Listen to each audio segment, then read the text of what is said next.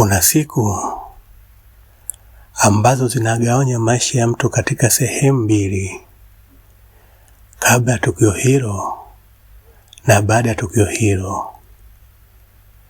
Mimi ni Zoba, na hii ni simulizi ya siku ambayo niligundua kuwa watu wawili niliowaamini zaidi ndio waliokuwa chanzo cha maumivu yangu makubwa zaidi.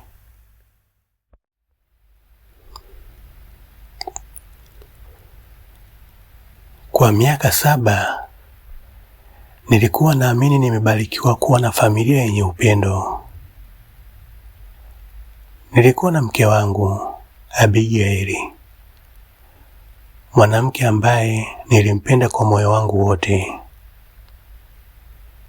Tulipitia mengi pamoja.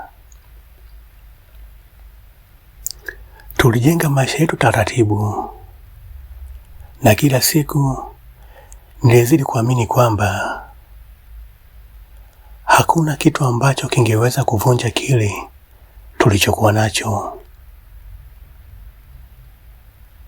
Nilidhani upendo wetu ulikuwa na msingi imara. Nilidhani mtu niliyemshika mkono ningemshika mkono wake milele. Lakini wakati mwingine kile tunachoamini kuwa salama zaidi ndo kitu kinachoweza kutuumiza zaidi.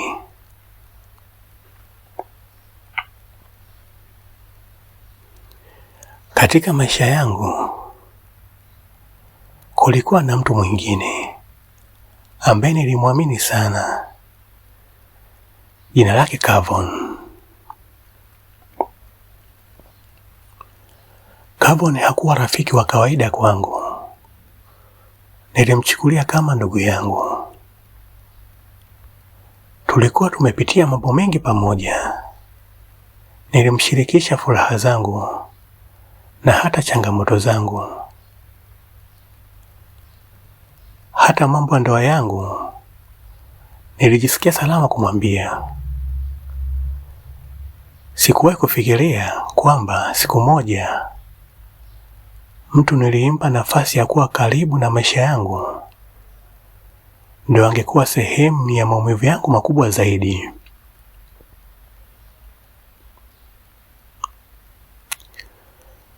Lakini kabla siku ile kufika, kulikuwa na dalili nilizozipuuza. Miezi kadhaa kabla ya kila kitu kuvunjika, nilianza kuona mabadiliko. Abigail alianza kuwa tofauti. Simu yake ilikuwa kila wakati mkononi. Kila nilipokaribia alikuwa akiificha haraka. Mwanzoni nilijaribu kujisemea kwamba labda nilikuwa nafikiria sana. Lakini kadri siku zilivyopita, nilianza kuona kama kulikuwa na ukuta ulioanza kujengwa kati yetu. Mwanamke ambaye zamani alikuwa ananiambia kila kitu alianza kuwa mtu ambaye nilihitaji kumuuliza maswali mengi. Siku moja nilimuuliza kama kuna jambo lililokuwa likiendelea. Alinitazama kisha akasema, Zoba, una mashaka yasiyo na sababu. Maneno hayo yaliniumiza, lakini nilichagua kumwamini. Sikujua kwamba ukweli mkubwa zaidi ulikuwa bado hujafika. Kuna siku moja ambayo sikuwahi kufikiria ingeweza kubadilisha maisha yangu yote. Nilikuwa kwenye safari ya kikazi, lakini mambo hayakwenda kama nilivyopanga. Kazi ilimalizika mapema na nikaamua kurudi nyumbani bila kumwambia mtu yeyote. Kwa mawazo yangu, nilikuwa naenda kumshangaza Abigaili. Nilifikiria nitafika nyumbani, nitamwona mke wangu na tutafurahia muda wetu pamoja. Lakini nilipokaribia nyumbani, niliona kitu ambacho kilifanya hatua zangu zipungue. Kulikuwa na gari nje ya geti, gari ambalo nililifahamu vizuri sana.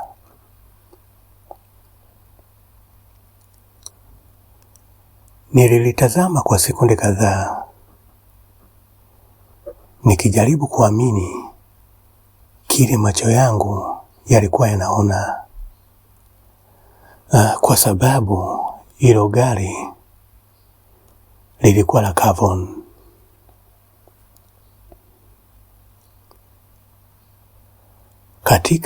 Katika dakika hiyo moja, maswali mengi yalianza kuzunguka kichwani kwangu. Kavon alikuwa anafanya nini nyumbani kwangu? Na kwa nini alikuwa pale wakati mimi sikuwa nipo?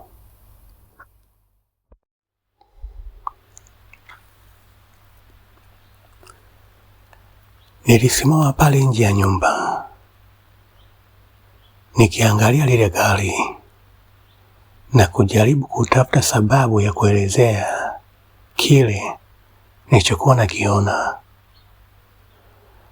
Labda Kavon amekuja kwa jambo lingine, labda kuna maelezo ambayo sijui. Nilijaribu kujituliza, lakini moyo wangu ulikuwa tayari umeanza kuniambia kuwa kuna kitu hakikuwa sawa. Nikachukua simu yangu, nikampigia Kavon. Simu iliita, lakini hakupokea. Nikatazama simu yangu kwa sekunde chache, kisha nikampigia Abigaili. Simu iliita, lakini naye hakupokea. Katika dakika hiyo, nilihisi kama dunia yangu ilisimama. Watu wawili ambao niliwaamini zaidi walikuwa ndani ya nyumba yangu, na mimi nilikuwa nimesimama nje bila kujua ukweli uliokuwa unaningoja. Nilijua nilikuwa na chaguo mbili: kuondoka na kujifanya sijaona chochote, au kuingia ndani na kukabiliana na ukweli. Na nikachagua kufungua mlango.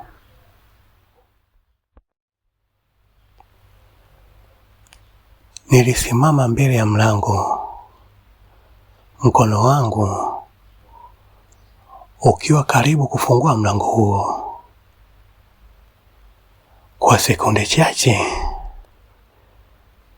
nilijiuliza kama nilikuwa tayari kujua ukweli, kwa sababu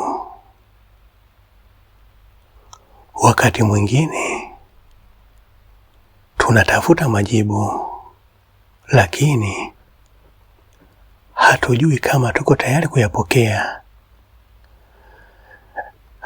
Nilivuta pumzi ndefu, Nikafungua mlango taratibu. Niliingia ndani bila kutoa sauti. Kila hatua niliyopiga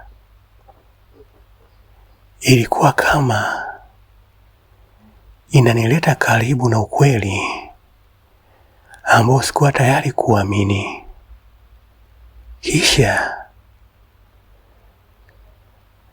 nikaanza kusikia sauti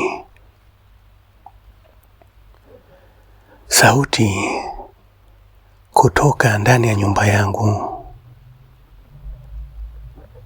na hapo ndipo niligundua kwamba kile nilichokuwa nakihofia kilikuwa karibu kuwa ukweli.